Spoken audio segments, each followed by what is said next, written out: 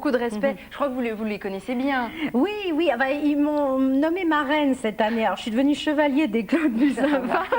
Mais il faut savoir que le vin de Suresnes était très aimé, hein, des Romains même déjà. Alors, Suresnes, c'est à côté de Rueil-Malmaison, mais c'était à peu près les mêmes genres de vins qu'on faisait. Et oui, bah, j'ai découvert ça, mais je savais évidemment que toute l'Île-de-France était couverte de vignes, hein. Alors, il faut savoir que parallèlement, si les vignes ont disparu pas mal en Île-de-France, elles ont disparu aussi à Luxor. Oui. Parce qu'on parlait de la tombe de Sénéfer, qui, quand vous rentrez dans la tombe, effectivement, tous les plafonds sont décorés de vignes, de dessins de vignes. Donc, on imagine qu'à Luxor, il y avait beaucoup de vignes. Aujourd'hui, il n'y a plus rien du tout. Et puis, en Égypte, il y a un petit vin dans le delta. Enfin, il y a quelques vins dans le delta. Alors, pour nous qui apprécions quand même beaucoup le vin, hein, je vais vous dire, c'est pas quand même ce qu'il y a de meilleur. Alors, justement, on parle de gastronomie. J'allais dire l'alimentation à l'époque des pharaons, c'était très raffiné, c'était... Alors, c'était moins raffiné qu'à la table romaine, mais ils connaissaient quand même énormément de choses. Là, il faudrait une conférence de 4 heures pour vous dire tout ce qu'ils connaissaient.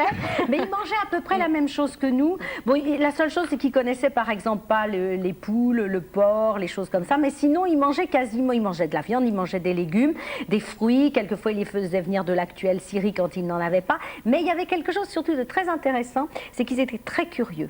Et donc, tout ce qu'ils arrivaient à trouver ailleurs, eh bien, ils essayaient de le faire venir chez eux. Voilà. C'est comme ça que oui, on a des vins qui arrivent. Oui, moi, je trouve ça fabuleux quand même, que des petits vins de Rueil-Malmaison puis se retrouver en Égypte, c'est un côté magique. En Égypte, en Italie, en Grèce, on en trouve. Oui. On croit qu'on est fasciné par notre époque où tout bouge, mais on n'a rien inventé. Enfin, non, et je vous assure qu'on a retrouvé, je crois, la plus grande cave que l'on ait retrouvée se trouve à Rome. Il y avait des centaines de bouteilles. Il y a du vin de Suresnes, il y a du vin d'Île-de-France.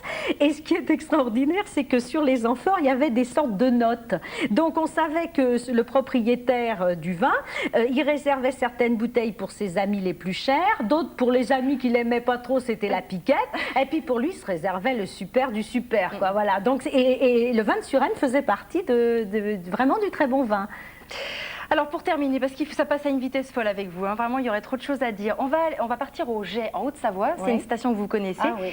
Et puis c'est aussi l'occasion de parler d'une autre de vos grandes passions qui est la musique. Oui.